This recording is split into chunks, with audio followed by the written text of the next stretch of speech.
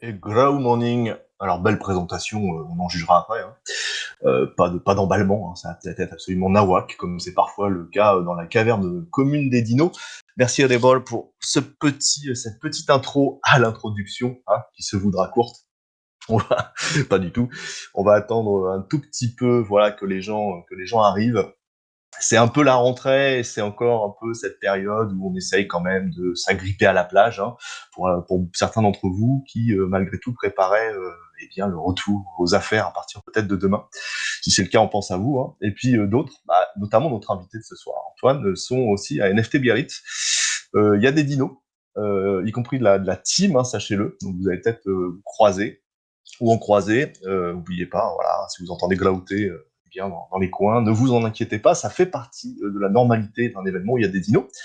Et puis donc, finalement, ce Glaoumi Anything autour du projet Wakweli, Antoine nous dira comment il faut prononcer correctement peut-être. Eh bien, initie la rentrée un petit peu pour nous, côté Glaoumi Anything et côté eh bien, réactivation, hein. Après l'hibernation estivale, ce qui n'a strictement aucun sens, vous le noterez. Donc ce soir, effectivement, on accueille Antoine, et qui est à la fois cofondateur et directeur technique du projet Wakweli.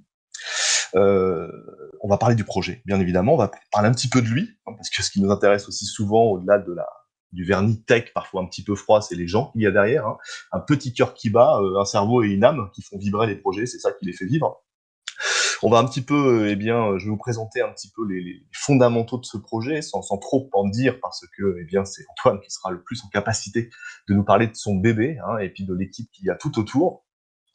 On architecturera ça en plusieurs grandes thématiques, à la fois l'état, entre guillemets, l'état de l'art du projet, avant que d'aborder peut-être la dimension un petit peu plus tech, les sous-jacents, hein, au réseau. Vous allez voir, c'est assez intéressant. Il y a des choix tactiques et techniques qui méritent de les mettre en avant, et puis peut-être de s'en servir pour se projeter sur ce qu'a vocation à devenir Wakweli, quelque chose de probablement plus universel que ce qu'il est initialement, avec une dimension multi-chaîne qu'on connaît bien, qu'on apprécie généralement dans les projets. Et puis on parlera peut-être aussi du modèle économique sous-jacent, de la tokenomique, du token, des NFT, et c'est le parfait moment pour vous rappeler que tout ce qui se dit au travers des différents Glaoumi Anything ce soir ne fait pas exception. Même si on parle de token, même si on parle, et on va parler sans honte et sans retenue, du fait que, voilà, typiquement, l'entreprise, l'initiative est en pleine levée de fonds, notamment de tokeniser, et bien pour autant, on est prudent sur tout ce qui touche à l'investissement. Tout ce qui sera dit ce soir n'est pas un conseil en investissement. Faites vos propres recherches, soyez des dinos responsables. Comme d'habitude, hein, on expose des projets pour lesquels on a eu des coups de cœur et qui ont par ailleurs passé nos standards fondamentaux, ce qu'on appelle la due diligence. Donc on ne va jamais inviter des gens ou des projets dont on estimerait ou sur lesquels on aurait le moindre doute quant à la sincérité et la solidité de la proposition de valeur et l'engagement. Pour autant, je ne vais pas vous apprendre à quel point l'industrie est complexe, fluctuante. On parle de fonds financiers, on parle d'investissements financiers, de spéculation parfois. Donc soyez prudents. Et prenez vos décisions, non pas à l'aune de la simple soirée, enfin la simple présentation du jour, mais au travers des différentes sources d'informations qui seront aussi mises à disposition par les Modosaurus et par moi-même et par Antoine s'il le souhaite également, sur le chat, et puis par ailleurs sur les threads Twitter qu'on pourra faire sur le sujet. Donc je vais d'ailleurs commencer, si vous me le permettez, et de toute façon vous allez faire quoi? Pas grand-chose, donc je fais bien ce que je veux quand même. Je suis dans ma caverne au départ. Je vais vous balancer dans le chat le thread Twitter que j'avais construit il y a quelques mois où je parlais déjà du projet Wakweli, ce qui va vous permettre un petit peu de vous acclimater à cette thématique. Alors, vous savez, c'est pareil, hein, et on a deux grandes catégories de projets crypto, d'initiatives crypto, qui nous passent sous les yeux. Quelqu'un doit se mute, les amis, quelqu'un a son micro ouvert. On a d'une part des projets qui vont profiter d'une forme de hype, d'une forme de tendance, suivre la mode, ce qu'on appelle vulgairement un peu des cash grabs, et généralement, on va vous balancer des poignées de paillettes dans les yeux, pour, si possible, vous délester de quelque argent durement gagné, sous couvert de vas-y, c'est le nouveau Shiba ou c'est le nouveau Bitcoin, dans les cas les plus délirants. On le sait, on les connaît, il y a une grande quantité de ces projets-là. Et puis, il y a les projets que moi j'ai tendance à affectionner particulièrement, qui sont des projets dits structurants, c'est-à-dire des projets qui vont moins surfer sur la hype, qui vont moins chercher à parler à la dimension un peu délirante de votre cerveau, celle qui renifle des fois voilà, l'opportunité du moment, etc., mais qui eh bien, vont avoir pour grande qualité de se projeter dans l'avenir parce qu'ils construisent du très solide. Alors, c'est pas toujours évident pour ces projets de développer en parallèle de leur gros travail de grandes stratégies de communication, tout simplement parce que, premièrement, contexte, encore une fois. Deuxièmement, parce que le temps, l'énergie, l'amour qu'on met à la construction d'un projet ou d'une infrastructure, comme c'est le cas aujourd'hui, on va en parler, eh bien, on peut difficilement parfois le mettre ou le déployer ailleurs, et notamment dans une communication agressive, dans du marketing à outrance, etc. C'est un équilibre cosmique, tout ça. Et je trouve que le projet qu'on va évoquer ce soir avec Antoine, il rentre vraiment dans cette catégorie. C'est-à-dire des projets structurants avec des gars et une équipe et des filles qui sont tellement occupés à travailler que, eh bien, ils méritent typiquement ce genre d'événement comme ce soir, de Blow Me Anything ou de Ask Me Anything à droite à gauche, ou qu'on parle d'eux. Là, typiquement, Antoine est à Biarritz, il va nous en parler dans un instant. Ils essayent, voilà, de rappeler, ok, on travaille sur ça, on travaille sur ci. Regardez, venez vous intéresser. Et donc, si je dois laisser un fil rouge finalement là dans cette introduction déjà trop longue, c'est ça. C'est prenez le temps d'aller au-delà de l'absence de hype sur certains projets parce qu'ils méritent de s'intéresser à eux dans la mesure où, eh bien, au-delà de ce vernis de mode, ce vernis d'opportunisme, il y a du très solide et du très travaillé derrière. Et je pense que Wakoli, c'est exactement le cas. Et moi, à titre très personnel, très subjectif, eh bien, c'est pile dans ce que je recherche dans cette industrie. Les acteurs qui aujourd'hui, encore une fois, surtout aujourd'hui, en plein cœur de ce marché pourri, eh bien, jour après jour, travaillent à trafiquer du code et à essayer de créer de nouveaux modèles. De nouveaux modèles autour de certains fondamentaux de notre industrie, notamment les NFT et notamment la notion de confiance. Et là, du coup, on arrive un petit peu sur le cœur du sujet. Le cœur du sujet, eh bien, il est là, vous le savez, l'enfer est pavé de bonnes intentions. Et toute innovation disruptive comme la crypto, la blockchain, le Web3, eh bien, arrive avec des promesses plein les bras, mais aussi avec des problèmes nouveaux. Et en fait, il y a un vrai paradoxe autour à la fois des NFT et du concept de confiance, comment dirais-je, complètement disrupté, comme on dit, complètement révolutionné grâce à nos technologies distribuées. Alors d'une part, c'est qu'une des promesses des NFT, c'est de dire, regardez, grâce à cette authentification très théorique, forte sur les blockchains, il est possible, comme jamais auparavant, d'authentifier un actif numérique et de le singulariser, ce qui le rend unique, ce qui le rend précieux. Ça, c'est la promesse technologique. La réalité des faits, c'est que les NFT n'ont jamais autant été qu'aujourd'hui une machine à permettre la contrefaçon, à offrir un boulevard aux contrefacteurs. Donc ça, c'est le premier problème. On a une première promesse qui est extraordinaire. La technologie NFT permet d'avoir une authentification certaine, absolue, auditable, transparente, blindée. Mais dans le réel, aujourd'hui, et vous le savez tout comme moi, le marché et l'écosystème est saturé. On a des chiffres, on va en parler dans un instant aussi, eh bien, de contrefaçon, de plagiat, de clones, de mauvaises copies. Et le deuxième sujet, il est plus large encore que les NFT, qui finalement sont assez récents, c'est le concept de confiance. Depuis Bitcoin, depuis l'invention de Bitcoin, finalement, si on pouvait résumer, entre autres, la révolution qu'offre Bitcoin, elle n'est pas seulement, et très loin de là, monétaire. C'est une révolution de la confiance. Soudainement, on a des technologies, des réseaux qui sont dits trustless, vous savez, sans confiance. Et c'est une promesse qui est, si vous m'écoutez de temps en temps, vous savez, moi je la trouve pas super séduisante, parce que j'aime l'idée d'être dans un monde où on est en capacité de déléguer de la confiance, parce que sinon on serait des bots interagissant avec d'autres bots, ça c'est un autre problème. Mais le problème des réseaux sans confiance, trustless, c'est qu'en réalité, au final, 15 ans après l'apparition de Bitcoin, aujourd'hui dans l'industrie, la méfiance n'a jamais été autant mise. Et donc, vous conviendrez avec moi que c'est quand même un comble. On est supposé avoir un panel de nouveaux outils garantissant, supposément, le fait qu'on n'ait plus besoin finalement d'accorder de la confiance, puisque code is law, et puis le réseau fait foi, le réseau finalement remplace les anciens tiers de confiance, dans lesquels on n'a plus besoin de placer, justement, de déléguer notre confiance personnelle. faute de compétences, faute de connaissances d'un sujet. Mais en réalité, aujourd'hui, on s'aperçoit que le problème de la confiance en un projet, la confiance en une collection NFT, puisque c'est bien le sujet de ce soir, la confiance en un token, la confiance en une équipe, eh bien, n'a jamais été aussi fragile. Surtout, encore de nouveau, dans un contexte où les effondrements font suite à des scams, qui eux-mêmes font suite à des exits, etc., etc. Et finalement, tout ça se cristallise aussi autour de deux grands chiffres. Le premier, c'est que 80% aujourd'hui des NFT qui nous passent encore une fois sous les yeux sur les plateformes, 80%, et ce sont les chiffres des acteurs de l'écosystème, 80% ce sont des contrefaçons. C'est-à-dire que quand vous achetez un NFT, une œuvre d'art sous forme de NFT, une collection un peu célèbre, vous avez 8 chances sur 10, en gros, d'acheter un faux, tout simplement. Donc voilà, c'est pas réjouissant. Évidemment, ce problème, il va falloir l'adresser. Et le deuxième chiffre, qui fait qu'il va falloir l'adresser, un, urgemment, et deux, parce que c'est, comment dirais-je, important du point de vue écosystémique, et c'est aussi un vecteur de croissance et d'innovation, c'est que la tokenisation des actifs financiers, vous savez ce que c'est que la tokenisation des actifs financiers, ou la tokenisation du monde, hein, c'est le fait de transformer, pour les NFT, des œuvres d'art ou de l'immobilier en NFT, en token, ou des actifs financiers en token qui, eux, sont, pour le coup, sont fongibles.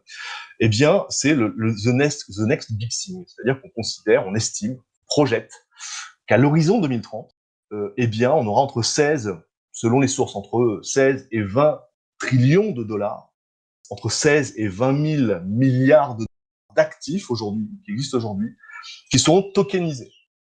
Et ça inclut les NFT. Donc ça rend ces deux datas rendent deux choses absolument indispensables. C'est premièrement, il y a un problème à adresser autour de notre capacité à déterminer, à faire le tri en fait en tant que consommateur entre ce qui est vrai et ce qui ne l'est pas. Et d'autre part, il est urgent de le faire parce que la révolution qui s'annonce colossale. Aujourd'hui, on est vraiment aux prémices, au tâtonnement, mais la vague qui vient sur la tokenisation, elle est absolument énorme et irrémédiable. Et c'est pas nous qui le disons. Et quand je dis nous, c'est voilà, hein, les responsables de projet, Mapom, Wacoli, les gens qui bossent. Ce sont les grandes agences en fait d'audit international qui, encore une fois, vous le savez, se moquent bien d'avoir un avis sur les choses, genre c'est bien ou c'est pas bien. Ce sont des agences qui prévoient l'avenir financier. Et c'est sur ces agences que se fondent les politiques, notamment d'État. On ne peut pas faire beaucoup plus lourd, beaucoup plus sérieux que ça. Et ces grandes agences, hein, KPMG, Ernst Young, celles que vous connaissez, et on va même inclure aussi dans la boucle des BlackRock, hein, qui font aussi le job un petit peu d'agence d'anticipation. Tous ces énormes acteurs, eh bien, voient le truc arriver et sont même plus confiants souvent que nous actuellement sur ce sujet. Mais pour qu'on en arrive là, il va nous falloir développer et voir prospérer des acteurs comme celui que nous avons la chance d'accueillir ce soir, qui ont vocation à créer de nouveaux labels et de nouveaux outils qui vont rendre plus lisible, plus sain et plus auditable finalement l'écosystème des tokens et des NFT plus particulièrement. Donc après cette introduction, qui je l'espère n'aura pas été trop longue, j'ai pas regardé le timing, vous connaissez, on va maintenant rentrer un peu plus dans le vif du sujet.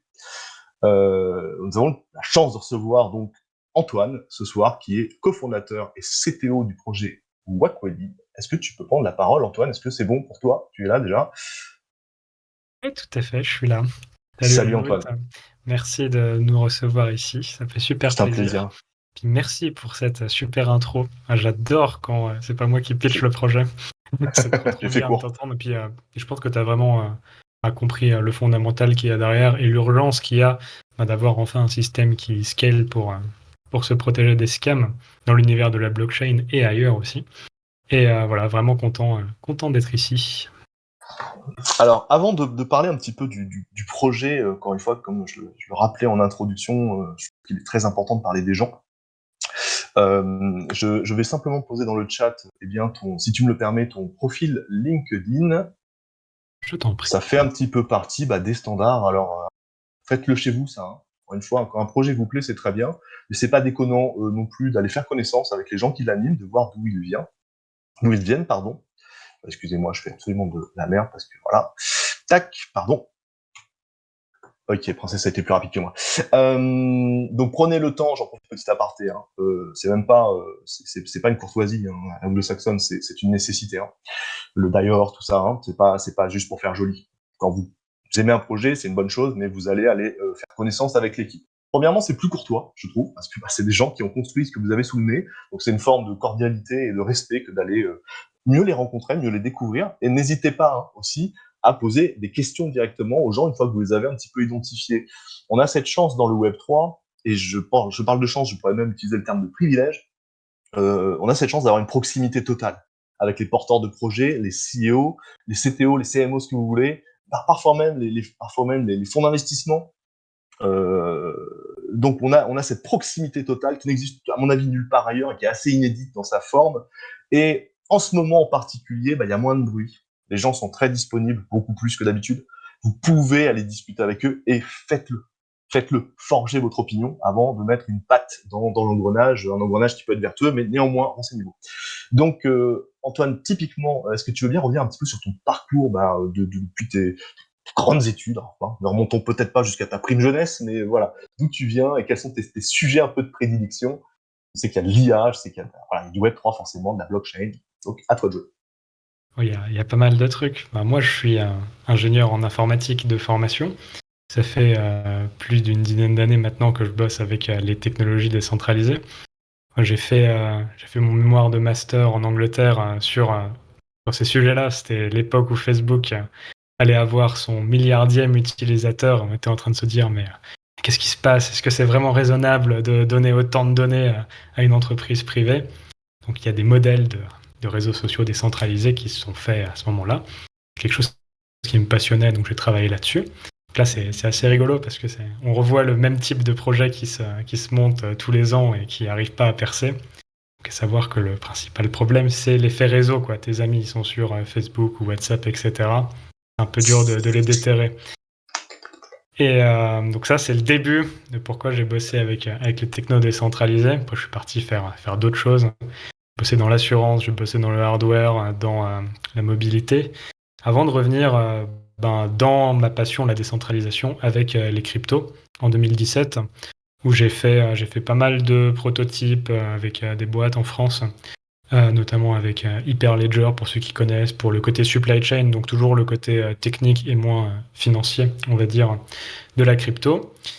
Puis je me suis retrouvé en Suisse. J'ai suivi ma femme, en fait, qui a eu une offre pour faire un doctorat là-bas. Ça se refuse pas. C'est dur à trouver en France, ce genre de truc. J'avais envie de voir ma femme plus souvent, donc j'allais souvent en Suisse. Et Ça s'entend. j'ai pris une place de coworking parce que bosser tout seul à la maison, au bout d'un moment, t'en as marre, quoi. Et j'ai rencontré Shaban, mon cofondateur, qui est un homme incroyable, qui a... En fait, c'est la première fois que je rencontre quelqu'un qui partage mes valeurs sur la technologie, sur ce que c'est la décentralisation, sur les perspectives que ça peut avoir sur le long terme, et que... cette vision que c'est forcément la technologie d'avenir pour la propriété digitale, quoi. Et de fil en aiguille, on s'est mis à bosser plus ensemble, et ça a mené à ce projet Wakweli, qui a un nom intriguant, c'est du Swahili. Ça veut dire ceux qui disent la vérité. C'est vraiment un protocole de confiance qui permet de détecter les scams, et c'est un protocole basé sur la communauté. Donc on met en commun tout le monde pour faire les vérifications, protéger son prochain et dire que c'est pas des scams, et ça fonctionne un peu comme Bitcoin avec une nouvelle méthode de consensus qui s'appelle le Proof of Democracy, et qui veut dire que la communauté a vérifié cet asset et que on a verrouillé de la valeur dans ce certificat qui permet de dire instantanément si cet asset il est legit ou pas.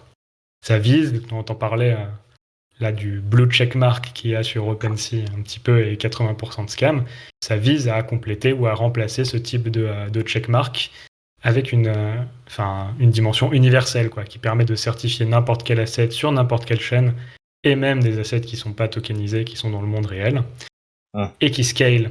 Parce que sur OpenSea, tu vois, en fait, le blue badge dont tu te sers pour avoir de la confiance.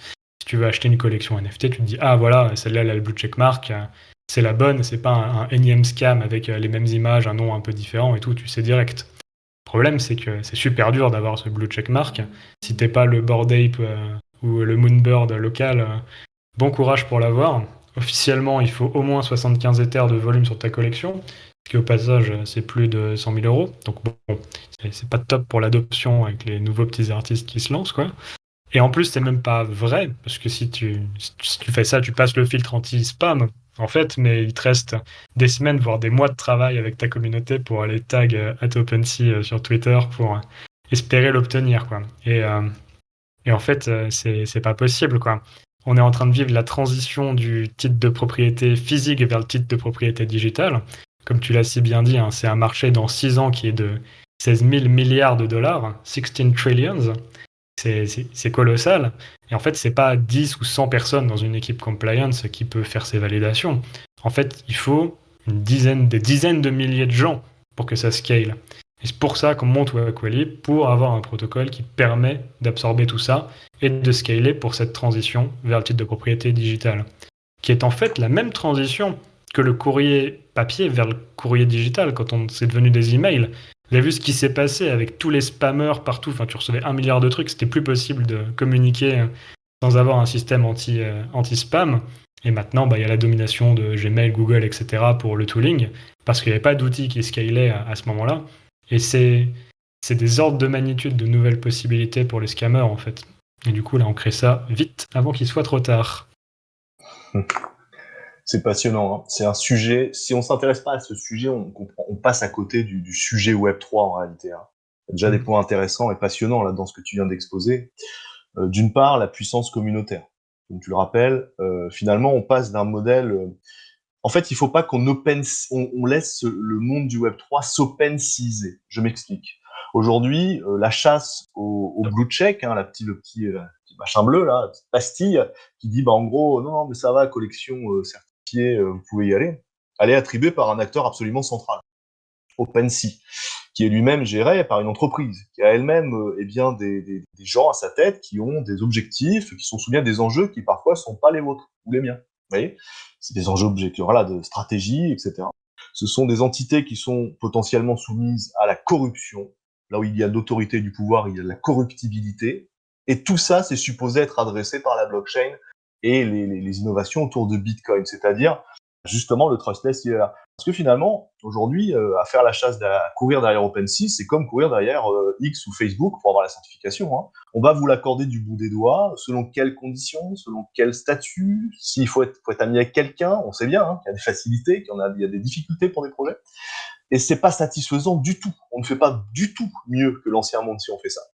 Donc l'intérêt de Wakwali, encore une fois, tu vas pouvoir rentrer encore plus dans le détail, c'est effectivement finalement l'émergence d'une labellisation, d'une certification, alors évidemment qui est managée par une entité qui est Wakwali en tant qu'acteur, mais qui est aussi et surtout portée par non pas une équipe de 5 personnes avec un gars qui s'occupe de la compliance et de la validation à la main, mais par des dizaines, des centaines, des millions d'individus, parce que c'est ça l'enjeu.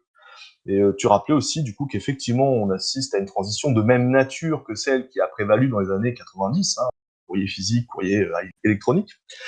On passe encore une fois un peu pour des doudingues aujourd'hui, à continuer à avoir cette perception alors que, encore une fois, le marché s'effondre, etc. Comme si le marché, à un moment T, était le reflet exact de la pertinence de tout un écosystème. C'est pas le cas. Ah, le marché est managé par des mécanismes qui n'ont rien à voir avec la pertinence des technologies qui émergent actuellement autour du Web3. Et typiquement, voilà, il y a cette révolution de la certification que propose avec le modèle Wakwali, qui est fondée sur la communauté, c'est-à-dire la communauté des holders du token, on évoquera tout à l'heure, qui est fondée sur une architecture interne qui se veut vertueuse, et dont je te propose du coup de parler maintenant, c'est-à-dire quels sont les acteurs au sein du réseau Wakwali qui vont s'assurer, ma foi, qu'une collection NFT est bien authentique. Finalement, c'est ça le cœur du sujet. Alors tout à fait. Alors tu l'as bien dit, ce qui est important, c'est que Wakwali, c'est un protocole donc qui est régi par des règles, au même titre que Bitcoin a permis les révolutions de la propriété digitale, parce que c'est un système où en fait tu remplaces ta banque par la technologie. Au lieu de demander à ta banque d'envoyer à la banque de ton ami une certaine somme d'argent, là tu demandes au protocole Bitcoin de le faire. Et Bitcoin a été conçu avec toute une game théorie en fait qui fait que t'as pas d'intérêt à aller contre le réseau. Si tu veux hacker Bitcoin en tant que hacker, En fait, tu fais ça, tu détruis la confiance, donc tu détruis la valeur, et tu as meilleur temps, en fait, avec tes compétences et tes ordinateurs, à aller jouer avec le réseau pour miner tes propres bitcoins, et toi aussi prendre ta part du gâteau. Et c'est un peu l'enjeu qu'on a avec Wakwali. C'est que du coup, ça soit impossible de scammer et que les scammers qui sont très créatifs, ils viennent débunker, du coup, les tentatives de scam des autres pour, du coup, trouver du bénéfice avec les gains en token des validateurs. Donc, on crée toute une nouvelle économie, en fait, autour de cet incentive à dire la vérité, où au milieu, il y a un jeton, même titre qu'il y a BTC pour Bitcoin, il y a le Waku, qui est l'unité de confiance et qui est nécessaire pour toutes les opérations du protocole pour être mise en gage dans les certificats. Du coup, il y a plein de rôles qui s'articulent autour du Waku, et c'est les holders du protocole, donc n'importe qui peut demander un certificat pour n'importe quel asset. Mais il va devoir stake une quantité de Waku dans sa demande. En fait, il peut C'est-à-dire stake... qu'il va miser, hein, le fameux du staking, c'est la mise au sens littéral là. Il l'engage. Exactement. Il met en gage un certain nombre de tokens, donc qui peuvent avoir une contre-valeur de 10 $, de 100 $, de 1000 $. En fait, ça dépend du niveau de confiance dont cette personne a besoin pour son asset, ainsi que du niveau de compétence et du temps de validation que ça va prendre. Il y a un équilibre qui se crée. Et une fois que tu as verrouillé, par exemple, 100 $ de contre-valeur en Waku, ta demande va être transmise à un validateur sur le réseau, un certifier. Cette personne elle-même, elle a dû être élue par la communauté avec des électeurs. Tout ça en stakant des tokens. Tu deviens validateur en stakant des tokens, tu deviens effectif sur le réseau quand tu as trouvé des électeurs pour le même stake que toi, et c'est comme ça que tu vas obtenir le droit, entre guillemets, de valider des demandes de certificats. Donc là, on revient à cette demande de 100 $. Elle est transmise à un des validateurs qui va regarder, et s'il pense que la demande est légitime, qu'il obtient un bon niveau de confiance, il va lui aussi devoir stake dans la demande. Donc s'il y a 100 $ à l'intérieur, il va devoir stake 100 $. 50 $ les siens, 50 $ ceux de tous ses électeurs. Et ça va verrouiller au sein du certificat tous ces Waku. Donc il y aura 200 $ de contre-valeur dans le certificat, qui vont commencer à générer des récompenses pour le validateur et pour ses électeurs. On a plus pour le validateur qui du coup fait plus de travail, alors que l'électeur a un rôle plus passif de délégation de la confiance.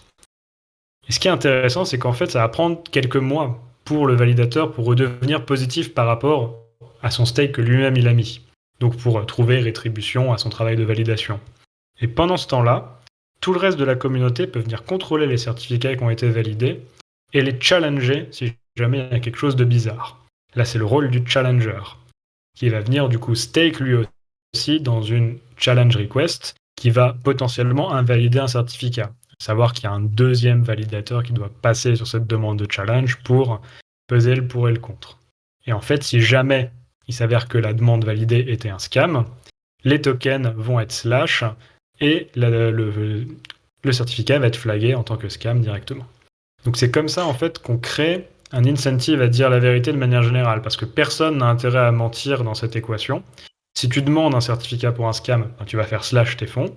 Si tu valides un certificat pour lequel tu n'es pas sûr, tu prends un risque avec le stake que tu dois mettre, ainsi qu'un risque de réputation, vu que tu dois mettre en gage les tokens de tes électeurs. Et même si tout paraît bien et tout, qu'il y a un truc qui est pas bon, tu as la communauté, derrière vient toute la communauté qui peut challenger ça. Donc voilà pour cette méthode de consensus, ce mécanisme de game theory qui s'appelle le proof of democracy. Et tu vas toucher, les différents acteurs vont toucher des rewards en contrepartie de cette immobilisation de leurs fonds et du risque couru. Parce qu'effectivement, si tu demandes un certificat, parce que donc voilà, pour schématiser, et tu préciseras si je rate un bout, si je rate une étape, mais typiquement, voilà, imaginons que je sois le patron d'un certain projet avec un certain nombre de dinosaures pixelisés sous forme de NFT. Je vais demander des certificats à l'écosystème Wakwali pour avoir le petit blue check, enfin le petit green check plus exactement, si je dis pas de bêtises. Et je vais mobiliser des tokens pour ce faire, pour obtenir des certificats.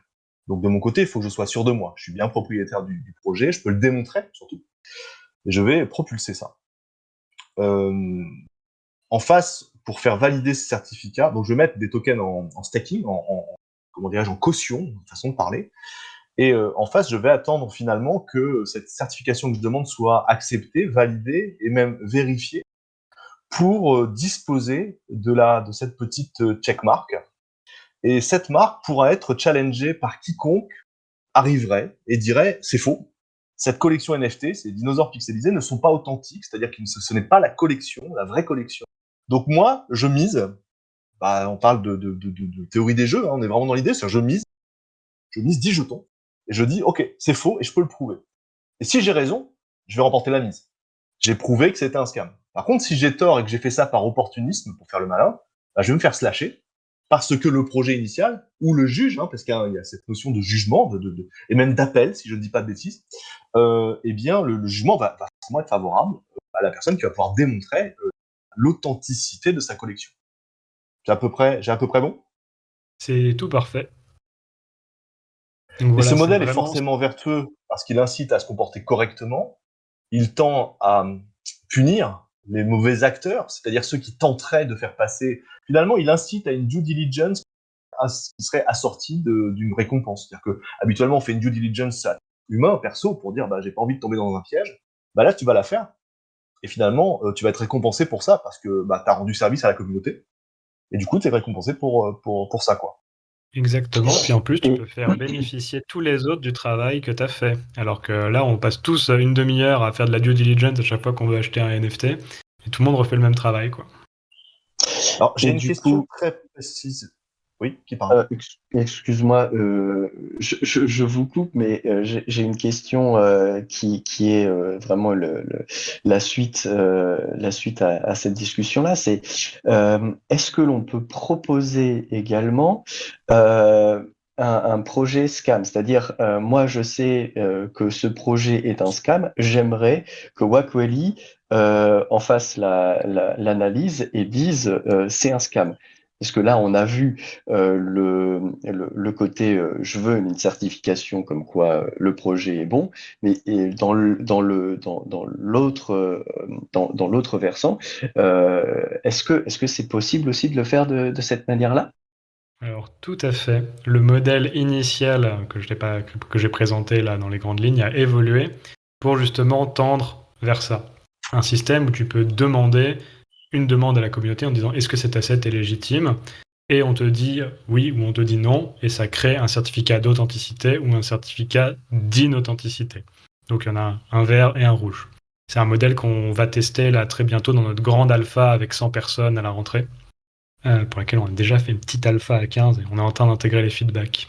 Et ce modèle permet justement de facilement débunker les scams et pour un collectionneur aussi de demander la validation d'un asset en particulier qu'il voudrait acheter, voilà, et pour être sûr que c'est bon, quoi. Donc de demander de la due diligence à la communauté. Ok, mais parfait, merci beaucoup. Alors, c'est une question hyper pertinente et le modèle a même dû évoluer pour prendre ça en compte parce qu'il y avait une partie de la game theory, voilà, où on s'est rendu compte que ce cas-là, du coup, il y avait une punition en fait avec un slash de token pour un requester qui faisait une demande et au final ça s'avérait être un scam. Et les feedbacks de la première alpha nous ont montré que c'était pas une bonne idée de faire ça justement exactement pour ce cas-là. Donc on a fait évoluer le modèle. Et c'est tout l'enjeu de cette phase du projet maintenant où le produit est prêt en alpha, mais pas encore on-chain, où on fait tous ces tests avec tout le monde pour intégrer tout ça avant que ça soit on-chain et qu'on doive soumettre les modifications au vote de la communauté. Auquel cas, ça va être vachement compliqué si le produit n'est pas assez refined, typiquement pour ce genre de cas. Donc question hyper pertinente, merci beaucoup. Alors, on parle de temporalité, là, justement. Donc, effectivement, en ce moment, vous êtes en testnet, finalement, avec un token de testnet, le Kiwalu, je sais plus comment il s'appelle. Alors, il y a le Kiwaku. Ouais. Après, la Kiwaku. strat de testnet est... ça demande de vraiment comprendre les étapes successives pour Wakwali. Parce qu'en fait, on est un protocole qui certifie toutes les blockchains, mais du coup, on peut certifier les blockchains testnet et les blockchains mainnet. Et actuellement, on est en phase d'alpha, donc il y a un token qui s'appelle AlphaWack qui permet de certifier le mainnet des blockchains, mais qui n'est pas encore, l'alpha, elle n'est pas encore publique. C'est celle qu'on va ouvrir à 100 personnes là à la rentrée. Et derrière, il y a le vrai protocole, mais qui n'est pas on-chain, qui va sortir avec le Kiwaku derrière. Le Kiwaku, en fait, c'est le pré-token du Waku final complètement on-chain dans le protocole, qui est actuellement dans notre phase de financement, quoi, où on est en private sale. Donc c'est un pré-token qui va derrière générer un airdrop one-one avec le vrai token. Ok. Donc typiquement aujourd'hui, les gens qui manipulent le Kiwaku auront finalement un transfert à 1 pour 1 avec les tokens au Token Generation Event. Hein. Exactement. C'est important parce que typiquement ce soir, le projet Kiwaku nous fait le plaisir de faire gagner quelques tokens. Ces tokens, ce sera des tokens donc ce sera des Kiwaku qui seront transférables en 1 pour 1 au moment du TGE. Alors, est-ce que tu peux rentrer justement un peu dans ce détail de temporalité quand ces mécanismes sont-ils prévus, ou est-ce que pour le moment vous êtes un peu soumis comme tout le monde au contexte de marché qui fait que la visibilité est pas évidente? Vous en êtes un peu au milieu du gué? Alors, au niveau de la visibilité, effectivement, c'est un moment qui est compliqué pour tous les acteurs du Web3, avec le bear market qui continue, même si on a des bons petits épisodes, sauf avant-hier, quoi, Mm. qui se rajoutent. On vit une Cela, vie formidable, hein, c'est extraordinaire. Hein. c'est le roller coaster. Ça. Mais savoir que nous, on a clôturé une première levée de fonds en fait sur la fin de l'année dernière, où on a levé 1,1 million de dollars, ce qui nous a permis de build pendant le bear market, hein, le fameux, une phrase qui revient souvent. Et là, du coup, le produit, l'alpha, elle est prête et on commence à la showcase et on l'ouvre à un public plus large bientôt. Donc là, on est à la phase où vraiment il y a tout qui s'accélère. C'est pour ça que on fait des événements comme ça avec vous ici ce soir, parce qu'on commence à faire la promotion du protocole auprès de la communauté, parce que c'est un protocole géré par la communauté, quoi. Donc maintenant qu'on peut le toucher, le voir, participer à l'alpha, c'est le moment de faire cette promotion. Et on cible le TGE pour le token principal d'ici la fin de l'année. On commence à avoir les Ah oui, discussions donc avec les ça va. différents exchanges. Ouais, Ça, c'est ça le target. approche. Tu évoquais à l'instant, effectivement, une levée de fonds qui date de février, si je dis pas de bêtises, de cette année. Ah ouais, en fait, Auquel l'annonce a été faite en février, donc elle est marquée en février partout, mais c'était sur la fin 2022 en fait. ça marche. Mais on Dans peut dire cette février. levée de fonds, on retrouve Summit Mining, si je ne dis pas encore une fois de bêtises. Alors Summit Mining, que certains ici connaissent déjà. Hein, Matt est un ami, hein. Tout à fait. Donc, je trouve que je le précise parce que, comme souvent, c'est un petit peu un mantra, les bons projets attirent les bonnes personnes qui elles-mêmes se retrouvent dans les bons projets, vous voyez. Donc j'aime bien constater que parmi les gens qu'on a le plaisir de recevoir, il y a des passerelles existantes aussi avec d'autres acteurs, hein, typiquement Summit Mining, partenaire du Polynesian Island Crypto Summit de Tahiti l'année dernière, enfin il y a 2 ans et demi. Puis Matt, voilà, est quelqu'un qu'on connaît hein, pour la plupart d'entre nous, voilà, très solide et dont la proposition de valeur au travers de Summit Gravity notamment et Summit Mining parfaitement intéressante. D'ailleurs, je pense qu'on recevra Matt dans les prochains mois, prochaines semaines peut-être même. Donc on a Summit Mining, on a Funfair, si je dis pas également de bêtises. Hein. C'est ça, hein, Antoine. Oui, Hein. c'est ça. Arrête-moi C'est surtout. Hein. Funfair et Summit Gravity du coup, mais tu l'as. C'est Gravity tout à fait, puisque c'est la Après, partie c'est investissement de Summit. Ouais. exactement, mais c'est effectivement les mêmes personnes. Puis je te confirme que c'est des gens qui savent de quoi ils parlent et on a eu le droit à beaucoup de sessions de questions, un peu comme ce soir, ouais. Enfin, à des sessions assez intenses avec eux. Mais C'est c'est ça. bien Je suis cool. pas étonné, hein, parce qu'encore une fois, vous savez les maillons les plus solides de la chaîne. Hein. Il faut que tout soit à niveau. J'ai discuté hein, avec Matt dans le cadre de la due diligence autour avant hein, que de parler de toi et du projet. Il y a plusieurs mois, je discutais justement avec Summit, enfin avec Summit, qui m'a fait aussi du feedback quoi, hein, sur ce qui m'a permis de mieux comprendre le projet et de comprendre aussi que vous étiez des acteurs potentiellement passionnants dans le modèle et avec un potentiel économique pour l'avenir. En tout cas, c'est tout ce qu'on vous souhaite à vous et puis de manière générale à nous aussi. Hein. Cool, merci beaucoup Petite pour aparté. Hein. tes jolis mots. Petit aparté, si vous allez, je vous enjoins à le faire, vous allez bien parcourir la documentation, vous constaterez que comment dirais-je, dans le business plan de Wakweli, alors les business plans sont faits hein, à un moment T, ils sont pas en capacité de prédire l'avenir, d'accord. Donc méfiance, hein, toujours pareil, hein, remise en perspective, etc. Mais dès lors qu'on envisage effectivement un écosystème de la tokenisation de plusieurs trillions, voire plusieurs dizaines de trillions de dollars, 2030 et au-delà, eh bien, vous pourrez aller voir les projections sur lesquelles se base Wakweli, sur le pourcentage d'actifs sur lequel cette certification pourrait s'appliquer. Et c'est vrai que, et on croise fort les doigts, encore une fois, et pour vous et pour nous, parce que si ça se passe comme ça, c'est bien pour tout le monde, même si vous n'atteignez une masse critique que de quelques pourcents de ce marché potentiel, et même en commençant par des 0,0 et quelques pourcents, de fait, l'enjeu économique est colossal. Donc, est-ce que tu veux bien, Antoine, et même si je sais que c'est compliqué comme sujet, parce qu'encore une fois, c'est un peu, c'est voilà, la voyance entre guillemets. On ne maîtrise pas tous les paramètres économiques, mais est-ce que tu peux nous parler de l'avenir, avec cet horizon à 2030 de Wapoly, quels seraient tes espoirs, tes convictions sur ce sujet? Et pourquoi je te pose la question tout particulièrement? Parce que chez les Dinovox, on est des bestioles un peu coriaces, qui se projettent dans le temps long, hein, c'est les dinos. Donc, typiquement, Dinovox, c'est 30 ans pour la feuille de route. On n'est pas là juste pour niaiser pendant 3 mois d'été parce qu'elle l'arrive. Voilà, c'est pour rappeler ça. Donc, j'aime bien demander aussi aux gens ce qu'ils font aujourd'hui, mais ce qu'ils prévoient de faire, où ils se voient dans 7-8 ans, en 2030 par exemple. Tout à fait. Alors, je précise juste pour ceux qui regardent la documentation, du coup, Wakwali, c'est un protocole. Donc, la levée de fonds dont on a parlé, c'est une levée de fonds qui est en token. Et il n'y a pas d'equity. Donc, au niveau du business model, c'est sur la game theory, les flux de tokens qui reviennent dans le treasury. Le treasury, en fait, qui permet de financer de la nouvelle confiance et d'apporter du soutien à des développeurs, à des entreprises ou d'autres protocoles qui souhaiteraient utiliser Wakwali comme solution de confiance à l'intérieur de leurs produits. Donc vous pouvez retrouver tous les détails sur tout ça. Puis je vais vous parler un peu des projections sur tout ça. Donc tu citais l'étude où il y a 16 trillions of dollars en 2030. Donc 2030, c'est dans 6 ans. Hein. C'est dans pas si longtemps. Actuellement, l'année prochaine, le market cap des tokenized assets, je vais dire trillion de dollars, hein, mais c'est des milliers de milliards. Voilà, parce qu'en français, c'est bête, mais trillion, c'est pas la même chose. Normalement, on dit billion. Ouais, Ça c'est devrait être une galère 1,5 billion. insensée, ça. Mais, ouais, c'est quand on se met à tomber dans les grands chiffres parce que le marché Voilà. il est complètement taré. Hein. Voilà, on a ce Moult type de pognon. problème. Exactement. Donc là, en 2024, 1,5 trillion de dollars. On part déjà sur un postulat à 10% de cette valeur-là. Parce qu'on parle de tous les tokenized assets, donc il y a tokenized commodities, tokenized equity, etc. Et la plupart de tout ça sera probablement encore derrière les murs des banques. Donc, pas trop Pardon Antoine, disponible. mais pour moi ça me parle tout de suite, commodity, equity, securities, etc.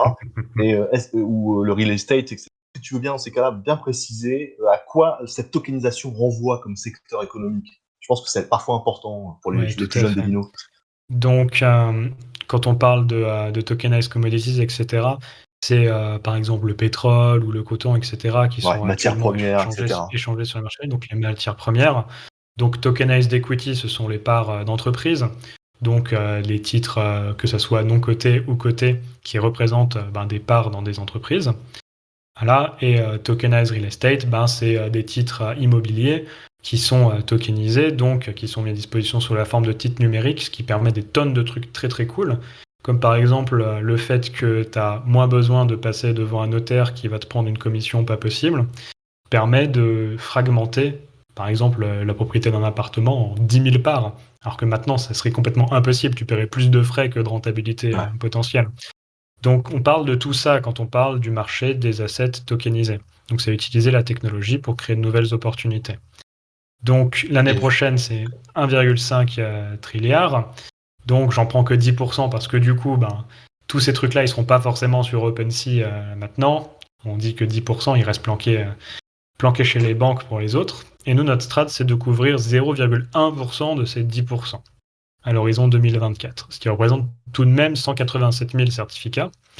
Et pour ça, il faudrait 26 certifiers en temps plein sur le protocole. Donc 8 heures pour temps plein. C'est-à-dire que s'il y a des gens qui passent 2 heures par jour dessus, c'est une centaine de personnes. Ce qui nous paraît pas du tout inatteignable. Et c'est pour ça qu'on parle à la communauté là maintenant pour venez faire partie early stage de ce protocole, valider les premiers certificats. Et par rapport aux projections, c'est intéressant d'être là early. Ce sera rewarding, puisque 2 ans après 5,2 trillions à 0,9% de couverture, il nous faut 813 temps plein. Et en 2030, c'est 15 000 personnes, quoi.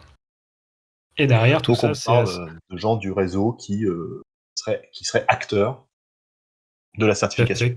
Qui seraient acteurs. Donc là, on parle spécifiquement des gens qui valident les certificats, qui font des contrôles et qui font du travail.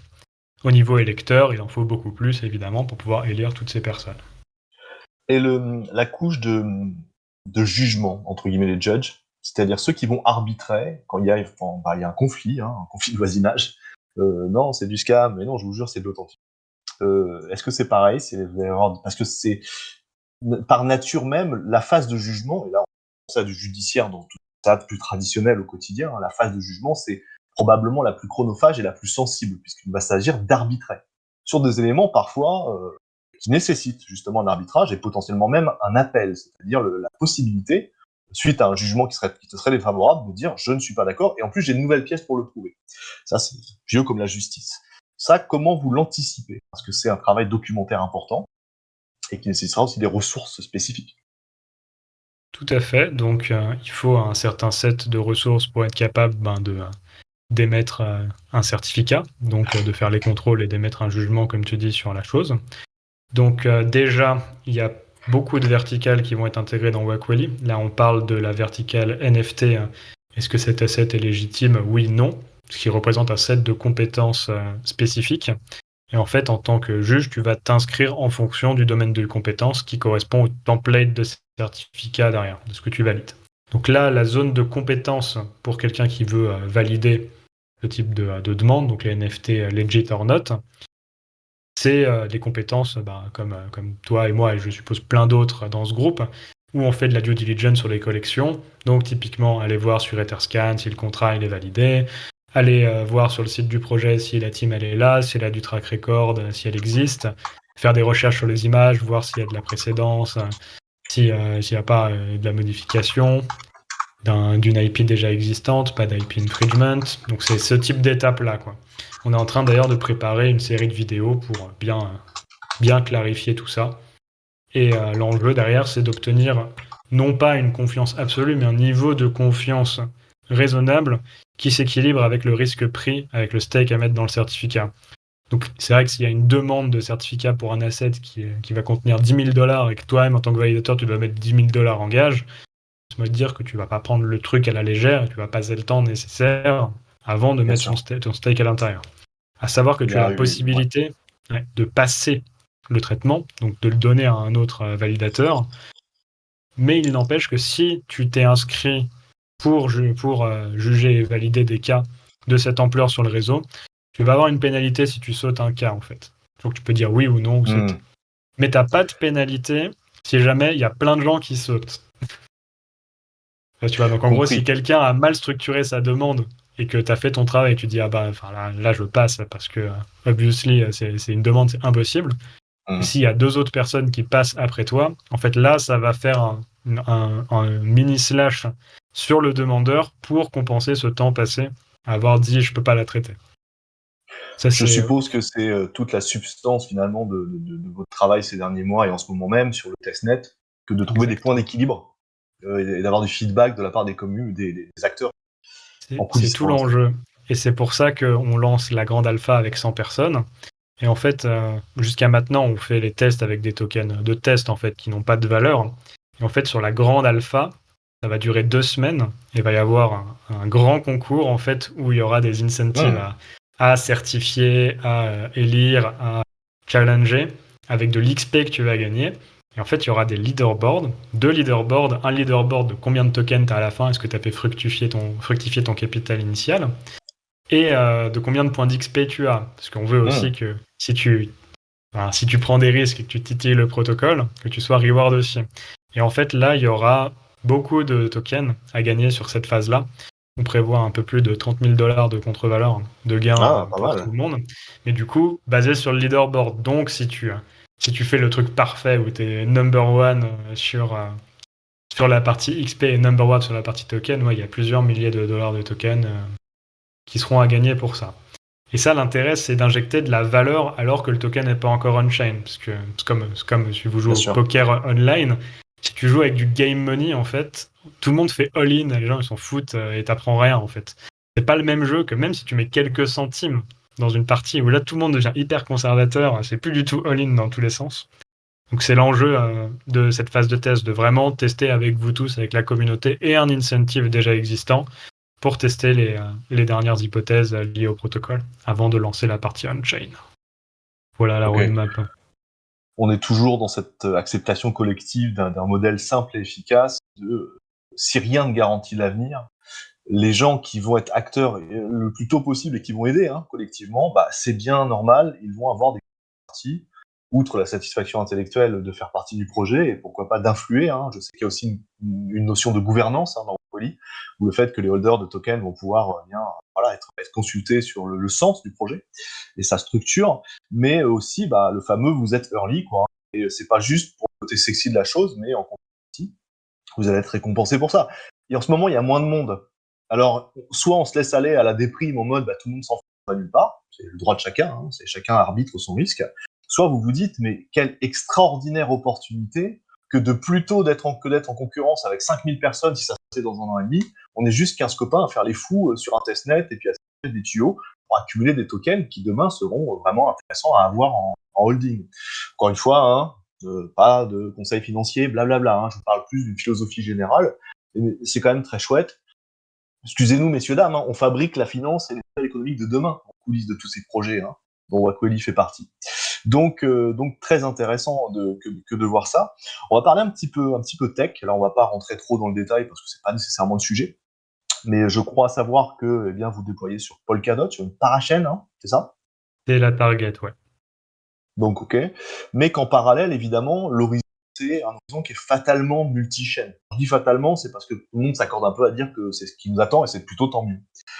Vous avez signé un partenariat ou une interaction technique avec Polygon en début d'année également, c'est exact ?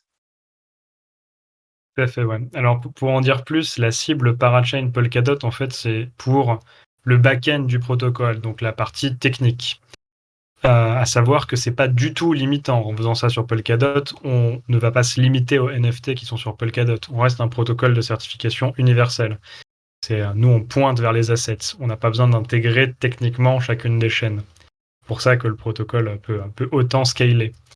Et Polkadot, c'est un choix technique qui est important pour nous parce qu'on est exactement dans le cas d'usage de cette technologie, à savoir qu'on a notre propre méthode de consensus. Donc, c'est le cas d'école de pourquoi tu fais une nouvelle parachain. Et on a aussi notre propre token, parce qu'on réutilise pas, tu vois. On nous pose souvent la question, mais pourquoi vous utilisez pas Ether pour mettre du stake dans les certificats exactement ? Non, l'enjeu du Waku, c'est que le market cap du Waku, qui est un fixed supply, donc il y a 1 milliard de Waku et ça bouge pas. Le market cap représente la valeur totale de confiance qui est créée par le protocole. Et ça, c'est possible parce qu'en fait, le circulating supply, donc le nombre de tokens qui sont disponibles à l'achat et à la vente, est très faible en permanence parce que les tokens, ils sont verrouillés dans les certificats pour créer des rewards. Bien sûr. Et c'est ce qui nous permet du coup d'aligner ce market cap à la valeur de confiance. Et comme on sécurise un marché complètement dingue, on devrait pouvoir créer une jolie courbe qui va vers le haut si le protocole tient ses promesses et fonctionne et apporte de la confiance. Typiquement, la valeur que va cristalliser le token Waku et par extension sa market cap sont le reflet finalement de la confiance injectée qui représente la TVL, quoi. Si ça fonctionne, si l'écosystème NFT croît, ce qu'on pense tous, et que le protocole Proof of Democracy fait ses preuves et atteint cette masse critique qui attire des acteurs qui vont bien vouloir mettre en gage leurs tokens, mécaniquement, ça valorise le token du point de vue de sa pertinence et par extension possiblement de sa valeur. Encore une fois, vous connaissez ma prudence naturelle dès qu'on commence à parler de ce genre de paramètres, et vous savez aussi que mon école de pensée est de considérer que le cours à un moment T n'est pas nécessairement et mécaniquement le reflet de la pertinence d'un projet sous-jacent. Encore une fois, il ne s'agit pas de dire let's fucking go, ça va faire du x100 parce que forcément il y a peu de tokens, c'est limité, alors que le marché est illimité. Même si c'est pas scandaleux comme projection intellectuelle, ça.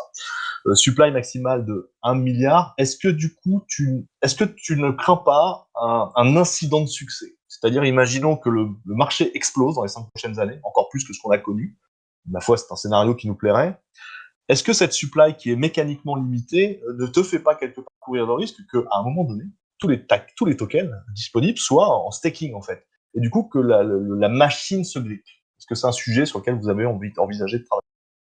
Tout à fait, mais en fait, on a la même réponse que Bitcoin et Ether, savoir la divisibilité du token. Bien sûr. Le Waku, actuellement, il a 18 décimales, comme Ether, et en fait, s'il n'y a pas assez de supply, tu bosses avec les centimes, et du coup, tu boostes la valeur de l'unité. Donc, c'est comme ça que ça fonctionne. Et c'est intéressant parce que c'est là vraiment, hein, au-delà du sujet, du fond, etc. C'est une opposition totale avec l'hyperinflation et la génération infinie la génération monétaire infinie, auquel on est supposé apporter des solutions ou des alternatives, disons. Et là, c'est pareil. Finalement, on ne multiplie pas les tokens, on se contente d'appliquer ce que par codification ils peuvent faire, c'est-à-dire la divisibilité. Et c'est un peu la même approche que Bitcoin. Et j'aime beaucoup aussi que les projets s'inspirent des choses vertueuses mises en place par Bitcoin en termes d'approche finalement tactique et de proposition de valeur, même si typiquement le Waku n'a pas vocation à être une crypto-monnaie. Il n'a pas vocation à servir à faire des échanges de nature monétaire. C'est le jeton d'utilité dans l'écosystème Waku. En tout cas, ce n'est que pour ça qu'il est conçu pour l'instant. Sauf si vous avez des projets encore sous le pied, évidemment. Non, c'est vraiment l'utility token du protocole. Il est là pour représenter la confiance. Donc, tu dois le stake dans toutes les opérations du protocole. C'est son but. Alors, avec ton autorisation, Antoine, le projet nous fait le plaisir de permettre d'offrir justement quelques tokens, plus exactement des petits bags de 100$, qui, espérons-le, deviendront de plus gros bags plus tard. Mais en tout cas, ça vous permettra de vous amuser. Alors, ça sera des tokens du coup de testnet, c'est bien ça, hein, qui seront utilisables rapidement, une fois qu'ils sont récupérés par les gagnants de ce soir. Alors, c'est des tokens qui sont sur Ether, donc c'est un pré-token. C'est Donc, pas les petits vraiment Waku. et c'est pas vraiment des tokens de testnet en fait, parce que comme il y a cette relation 1-1 entre le Kiwaku et le Waku qui va être drop, on n'a pas envie que les gens puissent les perdre bêtement sur un testnet. Mais du coup, quand Ah il y oui, en se aura faisant slasher, en faisant des tests, bien sûr. exactement, ouais.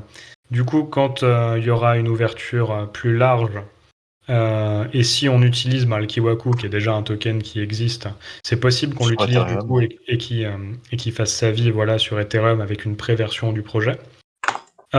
Si jamais ce genre de choses arrive, on va créer un nouveau token qui lui représentera le droit 1-1 au Waku. Ou dropper un nouveau token de test pour tout le monde, quoi. Mais c'est pas l'enjeu de le jouer et de cramer ces tokens. Compris. Effectivement, c'était donc un point important. Clarifié. Voilà.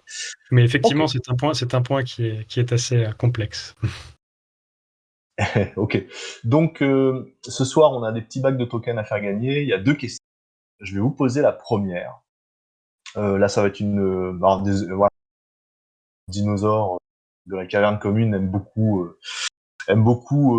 trouver des réponses complexes en moins de 4 minutes, 4 secondes 2. Donc là, j'ai essayé de trouver un truc un petit peu pointu que je me propose de vous poser tout de suite dans le chat. Et là, c'est tout à fait dans le sujet qu'on vient d'évoquer. Ça vous donne une petite indication. Mais ça va vous demander probablement de faire un petit peu de due diligence. Alors, que vous n'allez pas trouver en un éclair, ça c'est pénible. Hop, je vous la pose à l'écrit dans le chat. Chauffez vos doigts. Donc tout le monde peut participer à ambassadeur. Donc on sait qu'il y aura un token generation event pour le token qui nous sera éventuellement annoncé par Antoine pour la fin d'année. Donc non, ce n'est pas 23 et ce n'est pas non plus Permian la réponse. Donc ma question est la suivante. Au token generation event, c'est-à-dire au moment où le token est libéré, hein, avec les données de la tokenomique, et selon la prévision établie par la tokenomique et par l'équipe, avec l'équivalence de valeur en monétaire fiat, quel sera le montant en dollars du market cap prévu? Allez, amusez-vous bien avec celle-là. Donc tu me confirmes, Antoine, c'est pas une question facile quand même. C'est pas une question facile. Les gens sont censés répondre maintenant. Ah bah ils vont essayer, mais là Oh, forcément vu que trop bien. j'ai trouvé. Oh oui voilà, on fait des petits. Bon alors évidemment il y a ceux qui vont grouter absolument n'importe quoi de 42 à 10 trillions parce que c'est des chiffres qui leur sont pas sous le cerveau. Mais en réalité cette information elle est disponible si vous faites bien votre due diligence dans les informations, dans la documentation technique et économique du projet. Donc je vais laisser défiler là. Déjà ça me ravit qu'ils trouvent pas tout de suite. Et puis on va continuer tranquillement et juste voilà on donnera la réponse. La bonne réponse si elle est trouvée. Je vous la donnerai. Donc effectivement, ce TGE, on va continuer à en parler un petit peu. C'est comment dirais-je un événement essentiel pour un projet parce que c'est un peu sa naissance économiquement parlant. Évidemment, on espère tous que ça se passe. On a une bonne réponse. Istrio, 14,4 millions de dollars. Bien joué. C'est bien ça. C'est une belle performance puisqu'il a fallu donc, et tu es témoin, Antoine, 1 minute pour trouver cette information qui est quand même bien spécifique. Hein. C'est Donc bien bravo, spécifique et c'est pas si bravo. facile à trouver que ça. Non, et ouais, ouais, et non, bravo, bravo vraiment. Ça se trouve, c'est le gars qui a écrit le tokenomics chez toi. Hein. Des fois, on a eu des situations. Euh, Si c'est lui, il euh, viendra me taper sur l'épaule demain à Biarritz. c'est ça, c'est ça. Donc là, on rappelle que le projet, toi et le projet, vous êtes à Biarritz. Donc voilà, TGE prévu fin d'année, 4 millions de dollars. Alors, c'est la liquidité prévue. Hein. Encore une fois, c'est très virtuel tout ça. Attention, hein, vous emballez pas, ça veut rien dire. C'est juste une projection théorique parce qu'il faut travailler. Je sais, même côté d'Innovox, on travaille sur des projections économiques et il faut bien les établir pour aussi parler à des fonds d'investissement et puis à la communauté. Mais pour autant, encore une fois, c'est une information, c'est informatif. Donc vous avez le TGE à la fin d'année. Vous êtes soumis, comme nous tous, hein, à des conditions de marché dégueulasses, parfaitement d'accord.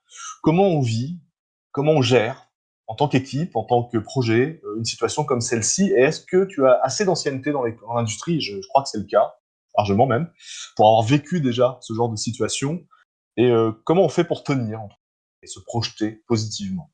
Est-ce que tu as des conseils ou des enseignements que tu as tirés de cette situation? Je dirais que le plus important, c'est les projets avec un fondamental derrière, donc une valeur technique. Et nous, c'est ce qu'on essaie vraiment de faire avec Wacoli. C'est un projet où la game theory est reine et permet de créer cet incentive qui dit qui permet de dire la vérité. Donc, il n'y a pas moyen de tricher en fait. On aligne le succès du protocole et sa valeur avec la valeur technologique du protocole. Voilà. Donc je pense que ça, c'est un bon moyen de sortir de toutes les dérives un peu spéculation que tu peux avoir autour de certains projets qui sont peut-être en mode cash grab ou one shot. Nous, on est là pour créer un protocole de certification qui doit scale pour que le token prenne de la valeur, qui doit être adopté, et la communauté de facto qui vient pour bosser sur le protocole va en bénéficier. Donc c'est un cercle vertueux pour tout le monde. Donc créer des solutions technologiques à forte valeur ajoutée, je pense que c'est une manière de se détacher de tout ça. Après, il faut bien budgéter avec les fonds qu'on a, faire des plans précis, que ce soit des développements techniques, des développements marketing, etc. C'est des choses qui peuvent être compliquées à faire avec des bear markets qui durent plus longtemps que prévu, etc. Et là, nous, ce qu'on a fait, c'est qu'on a build, on s'est mis d'accord sur un périmètre où on commençait à lancer l'alpha, etc. Et c'est ce qu'on est en train de faire. Donc, probablement que tant qu'il n'y a pas le marché qui fait un pivot, on va rester à une vitesse de développement qui serait moins bonne qu'avec des conditions de marché plus favorables. Et ça fait partie des difficultés de tous les projets crypto derrière. Donc on a priorisé les fonctionnalités, notamment celles dont on parle sur notre Discord. Là, il y a des choses super cool qu'on aurait aimé mettre dans l'alpha, mais qui seront malheureusement pas là à temps pour quand on va la lancer. Il y a les features de upvote, downvote pour les certificats qui sont déjà existants, où du coup ça permet de débuter des signaux sur est-ce qu'il faut challenger ça, est-ce qu'il ne faut pas challenger. Une votation sociale qui se rajoute en fait à la certification. Ouais, avec du stake à l'intérieur aussi, mais un stake moindre. Donc c'est une méthode qu'on a trouvée pour justement valoriser le temps qui est passé par la commu à contrôler les certificats, même s'il n'y a pas de challenge. Qu'est-ce qu'on a d'autre dans le pipe? On a le crowdfunding de challenge pour les cas où il faut stake beaucoup de tokens et que c'est quelque chose sur lequel quelqu'un va pas forcément vouloir prendre le risque tout seul. Donc il y a une feature de protocole qu'on prévoit pour ça. Et il y a eu une autre feature sur de l'anti-collusion par rapport au fait que en tant qu'électeur, en tant que certifier, tu peux théoriquement créer un autre compte pour t'élire toi-même. Mais ça fait partie du protocole, en fait. C'est pas quelque chose qu'on peut régler parce qu'on va pas se mettre à Non, faire de la bien sûr. vérification identitaire pour tout le monde. En fait, c'est la Sinon, c'est du game theory. KYC, etc. Exactement. Et l'idée, c'est que c'est vraiment la game theory qui doit piloter ça. Et si tu t'élis toi-même, tu te mets à prendre trop de risques par rapport à des rewards qui deviennent limités parce que ton taux de rewards associé au validateur est beaucoup plus élevé que celui associé à l'électeur. Donc si tu t'élis toi-même, tu perds des rewards et c'est plus valorisable pour toi. Donc on a tout un modèle en plus qui permet de visualiser ça directement, de manière plus simple. Ça, c'est les 3 grosses features dans le pipe. Est-ce que vous créez ex nihilo ou en vous nourrissant aussi des feedbacks de la communauté en mode moi j'aimerais ça serait intelligent de faire ci, ou est-ce que vous vous inspirez de manière tout à fait légitime de modèles préexistants? Il y a des fois, par exemple, je pense à penser à à des modèles qui permettent aux oracles de fonctionner avec ces logiques, nodes, Alors, validateurs, curateurs, etc.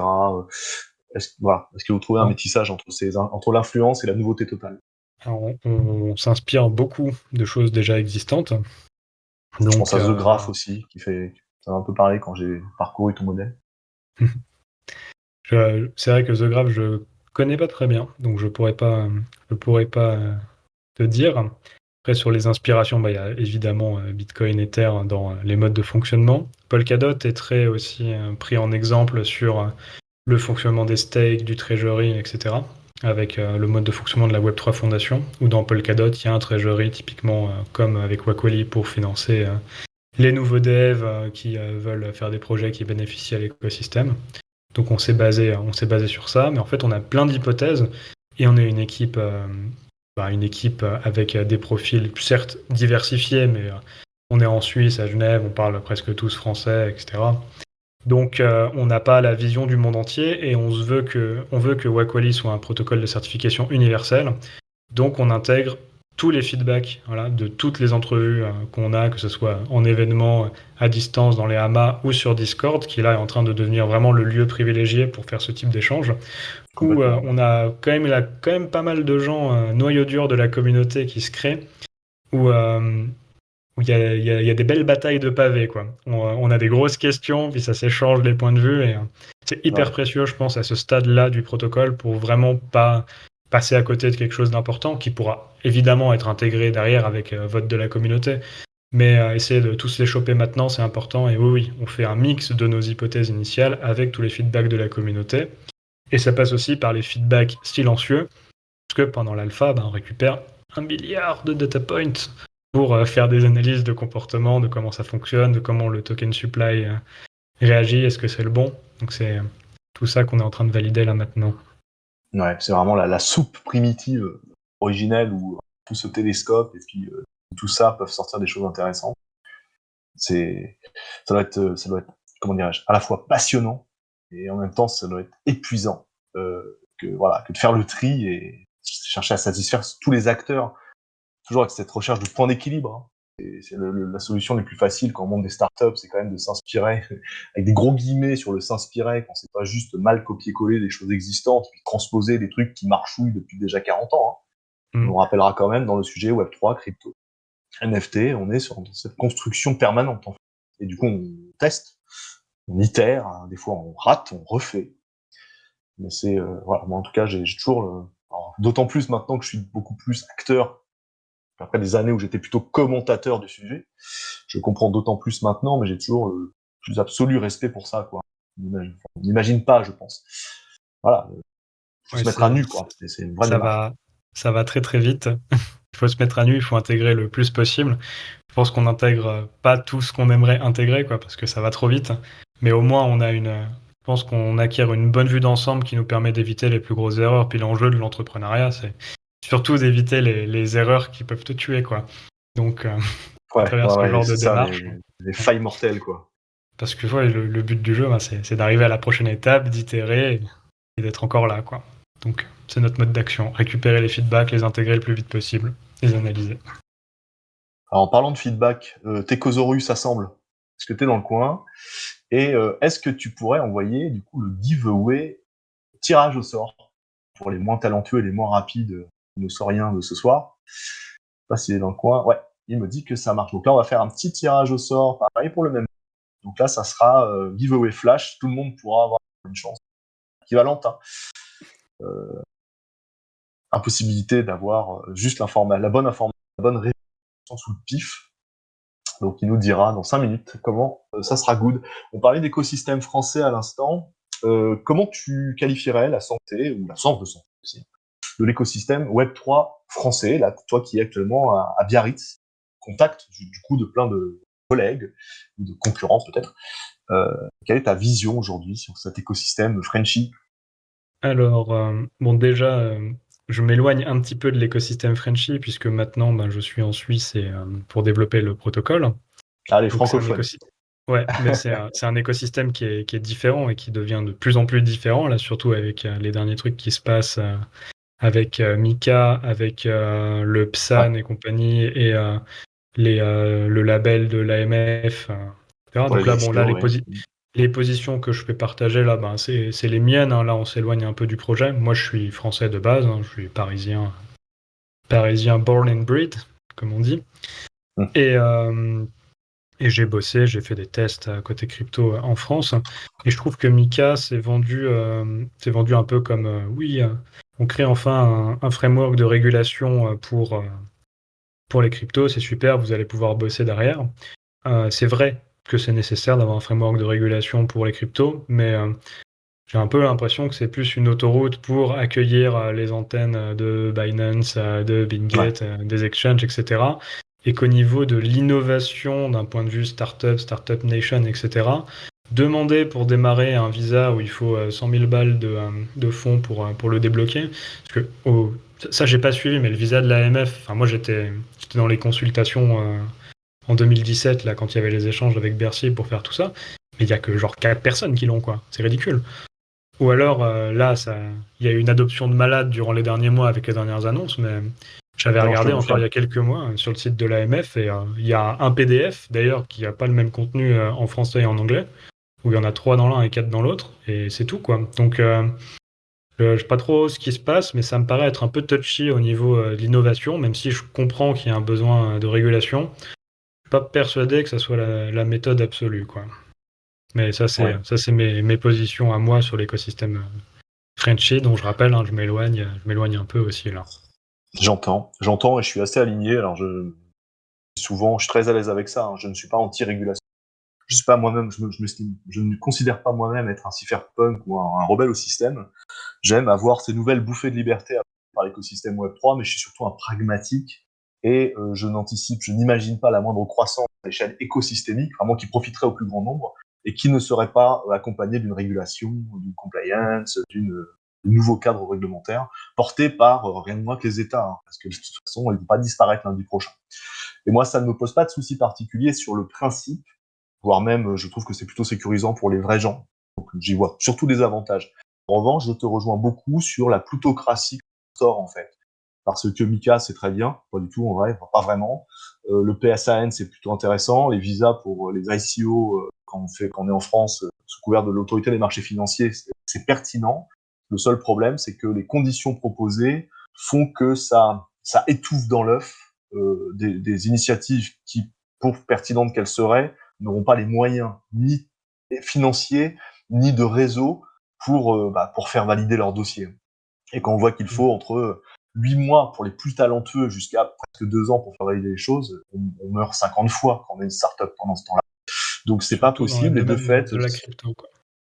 complètement. Et surtout dans le Surtout domaine de dans la un crypto. domaine où on n'a pas de banque, parce que c'est une des conditions pour être PSAN par exemple, ou avoir les visas, les banques pas les comptes en banque, et plus grave et plus fondamental presque, c'est l'impossibilité de se faire assurer d'avoir un fonds prudentiel ou un fonds de garantie, qui est une obligation du point de vue de la compliance. Donc vous pouvez, c'est même pour ceux qui seraient d'accord pour dire ok, on va verrouiller 300 000 dollars ou 300 000 euros qu'on n'a pas, hein, que, on essaye plutôt de lever des sous. Même pour ceux qui auraient les fonds, il n'y a pas d'assurance aussi qui va accepter de tenir ces fonds de garantie. Or c'est une condition pour notamment avoir le niveau PSAN nécessaire pour être commercialement actif en 2023.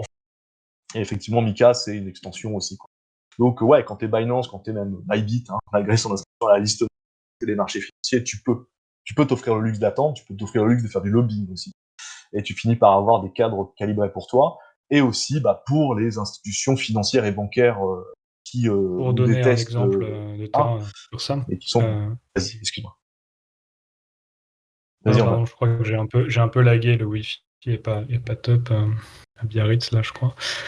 Pour donner Vas-y. un exemple, côté suisse, tu vois, nous, avec Wakwali, enfin, on est allé parler à l'administration fiscale cantonale du canton de Genève, du coup. On leur a dit exactement ce qu'on fait par rapport au fundraise aussi, c'est quoi les plans, c'est quoi la structuration. Et on discute quand on trouve un terrain d'entente. C'est aussi, enfin, il n'y a pas les mêmes tailles de pays, quoi. Le canton de Genève, je crois que c'est 400 000 personnes, donc on n'est pas sur la taille de la France. Mais c'est pas du tout le même type de budget, quoi. On a préparé la documentation, on allait discuter, et c'est un terrain qui est plutôt ouvert au dialogue. Et c'est assez intéressant, pour moi qui viens de la France aussi, de développer dans ce type de conditions, quoi. Et honnêtement, à Genève, du coup, on est bien, quoi, pour pouvoir avancer sur des bases saines pour le projet. Bon, ça marche. Le giveaway est en cours, hein, pour ceux qui souhaitent y participer. Si vous ne souhaitez pas, je ne peux plus rien pour vous.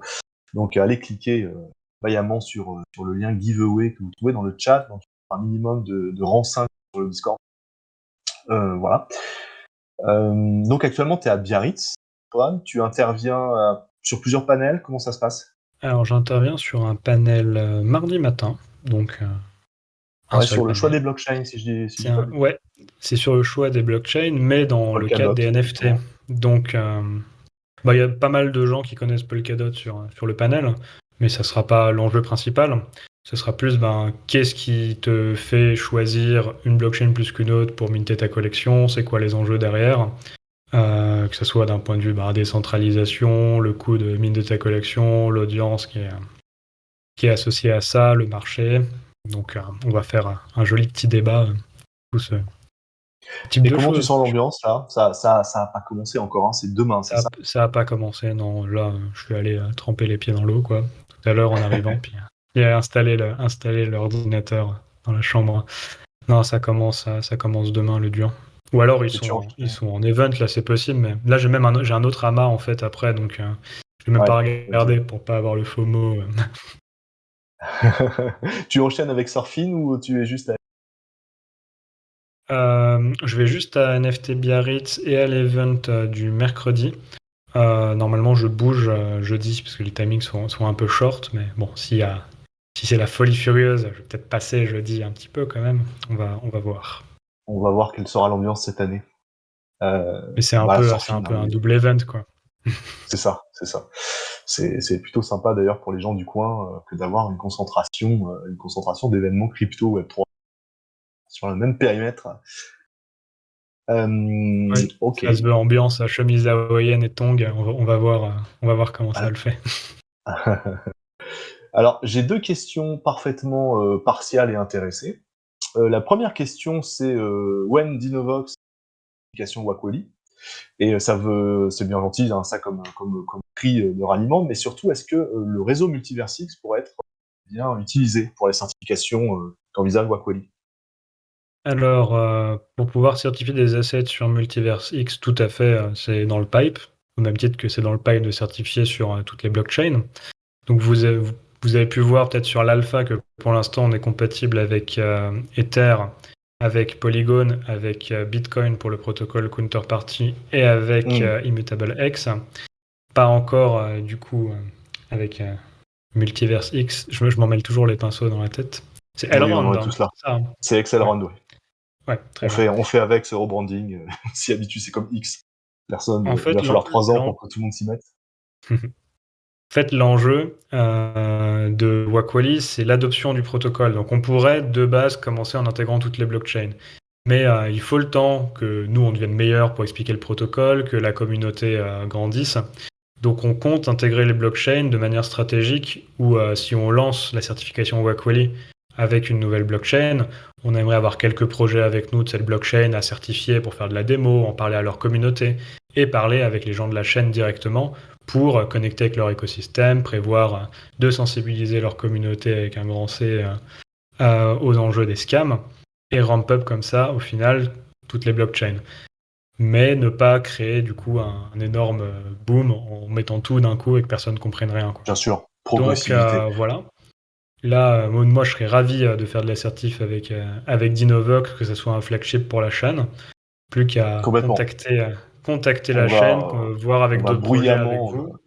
on va bruyamment faire Graou pour effectivement vous inciter à débouler sur Multiversix pour la Ouais. certification de Dinovox, parce qu'on est soumis, hein, parce qu'on s'en fiche finalement des réseaux, on est soumis au problème. Par exemple, sur OpenSea, il y a des fausses collections de Dinovox, c'est l'enfer. Et ça va Ouais. être de pire en pire, voilà, évidemment. Donc de fait, il y a une évidence, mais j'entends aussi le côté une patte à la fois, et puis à chaque fois, il faut créer de l'interaction avec la chaîne, il faut sensibiliser, faire de la pédagogie, et puis connecter aussi avec les l'écosystème avec les builders de l'écosystème structurel, en l'occurrence la team Multiversix. Mais ça sera un sujet, clairement, de toute façon. Donc ça, c'était la première question intéressée. La seconde question intéressée, c'est on vous voit à Tahiti l'année prochaine pour le Pix 2 ? Excuse-moi, j'ai pas bien compris. On vous voit à Tahiti l'année prochaine pour le Polynesian Island Crypto Summit 2. Alors, c'est quand? Alors c'est c'est entre le 12 et le 14 mai 2024. Écoute, je vais le mettre dans mon agenda en tout cas, puis je te dirai. 12 et J'aime bien ce 14 moment mai. où je coince les gens et ils sont obligés de répondre devant 50 personnes, genre alors je te répondrai plus tard. Écoute, moi sur le principe, je te dirais bien que ça vend du rêve. Donc Effectivement, si on n'a on pas peut généralement venir besoin de beaucoup forcer. Ouais. et que les stars align, on va tester. Tu as dit, excuse-moi, 14-15 mai? C'est entre le Ou je 12 et le mélange tout 14 mai 2024. Le 12, c'est un Oui, et il y dimanche aura du coup. le 12, c'est un dimanche, tout à fait. Ok.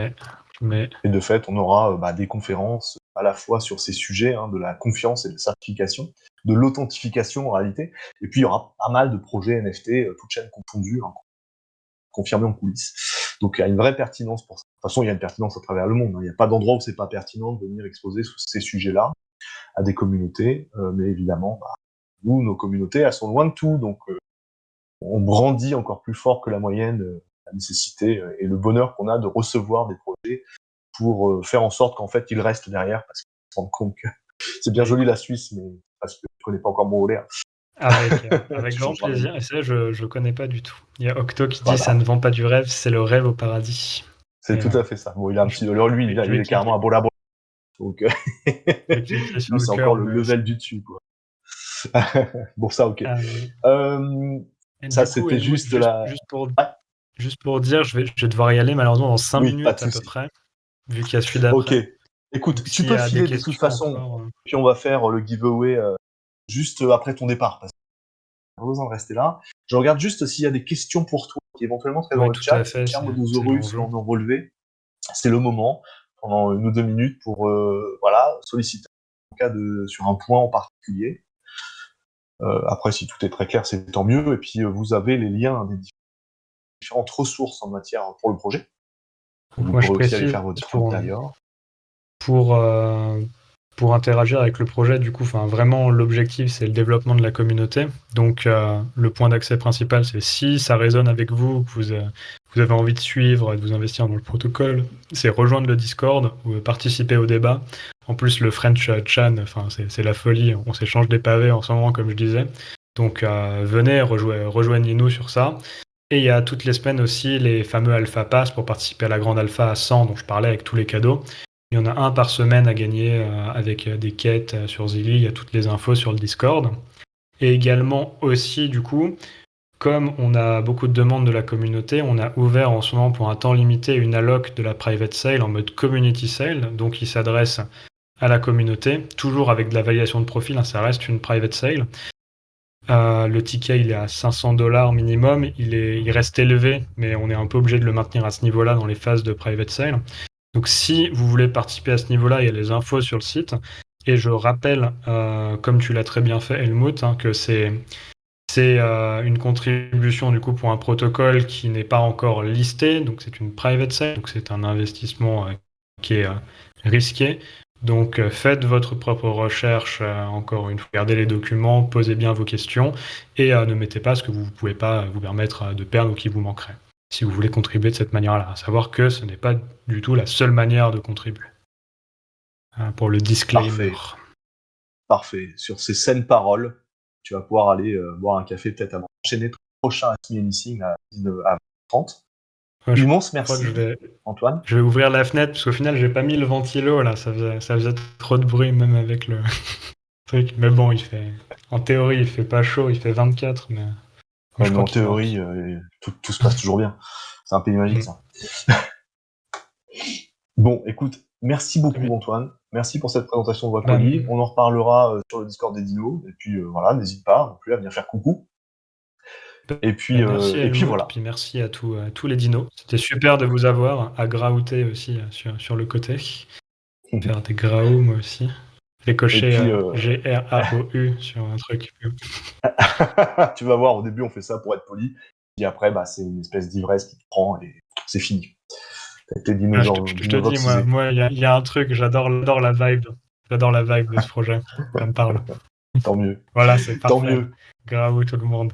Graou, Antoine, bon courage pour ta soirée. Nous, on reste encore quelques instants pour faire le deuxième petit giveaway avec une de tes collègues d'ailleurs. Mais bon, c'est bon, j'ai la réponse, pas besoin de toi. Reste une bonne soirée, bon courage, et puis on te suivra NFT Biarritz. Et puis pour la suite des aventures de Wakwali. Ben, merci beaucoup Allez, et à très salut. vite. Salut tout le monde. Ciao, ciao. Nana. Bon, maintenant qu'on est entre nous, il est bien le projet Wakwali. Alors, donc, deuxième petit giveaway. Deuxième petit giveaway sous forme d'une question. Vous êtes toujours la griffe sur le push to talk, non surtout pas, hein. Sur permis à l'entrée, on est ok, ou sur 42. Donc, je vais chercher la seconde question pour gagner un troisième petit bac de $100 en token Kiwaku. C'est un peu compliqué, hein, l'histoire des tokens, mais considérez que c'est du 1 pour 1 et ça vous sera envoyé sur vos wallets Ethereum et on est gagnant. Voilà, c'était pas un mot compliqué, pourtant je le trouvais pas. Octo qui déboule, qui est content, mais qui sait pas de quoi. J'adore. Le Kiwaku. Donc c'est bien, Carnotaur, bravo, la réponse est 24. Bon, bah merci. Non, pas du tout. Donc, hop, le projet Wakweli, on a reçu Antoine, qui est cofondateur du projet et qui est directeur technique. Ils sont 3 cofondateurs. Et dans le tas, il y en a une, une cofondatrice, quel est son nom quels sont son nom et son prénom. À vous de jouer.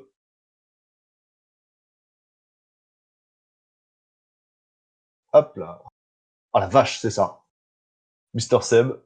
Putain. Donc ça a pris, comme je disais sur la première question, ça a pris moins de 3 secondes. Je sais pas comment vous faites. Donc bravo Mister Seb, tu remportes $100 en tokens, des tokens qui seront disponibles au TGE fin d'année.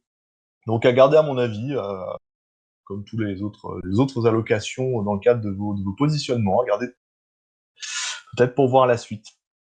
Voilà les amis, rien de spécial à ajouter. Côté d'Innovox, vous constatez qu'en ce moment, niveau fondation, on vous fait des annonces tous les jours, avec très prochainement la team qui va vous être révélée, avec des jolies surprises. Pour tout le reste, eh bien, on se grout en direct live droite à gauche. Pour les gagnants, vous ouvrez des tickets sur le Discord pour filer vos infos, et puis on verra avec la team. Alors là, ils sont à NFT Biarritz, donc ça sera peut-être pas dans les heures qui viennent, hein, ça peut être dans la semaine qui vient. Pas d'inquiétude, aucun dino n'est laissé de côté. À part ça, je rappelle encore une fois que tout ce que vous avez entendu n'est pas un conseil du tout. Hein. Vous êtes grand, vous êtes adulte, vous êtes responsable. Donc voilà, agissez comme tel. En ce qui me concerne, je n'ai rien à ajouter. Merci à Erebor d'avoir fait une petite intro le temps qu'on déboule. Merci au Modosaurus, comme d'habitude. Merci à tous les présents malgré la fin des vacances. On recommence maintenant les Graou Mini-Sing réguliers. On a des jolis projets en perspective là, pour la fin du mois et pour septembre, avec de très jolis giveaways associés, en plus de la qualité des projets. Donc restez dans le coin. Oui, pour ceux qui n'étaient pas là, vous savez ce que c'est qu'un canif. Un canif, c'est un petit chien. Voilà. Donc deal with it. Maintenant, sur ça, je vois pas comment je peux me faire mieux. Je vous quitte, je vous embrasse et passez une bonne soirée, une bonne journée ou une bonne après-midi, selon où vous vous situez sur notre joli Graou Globe. À plus, Nana.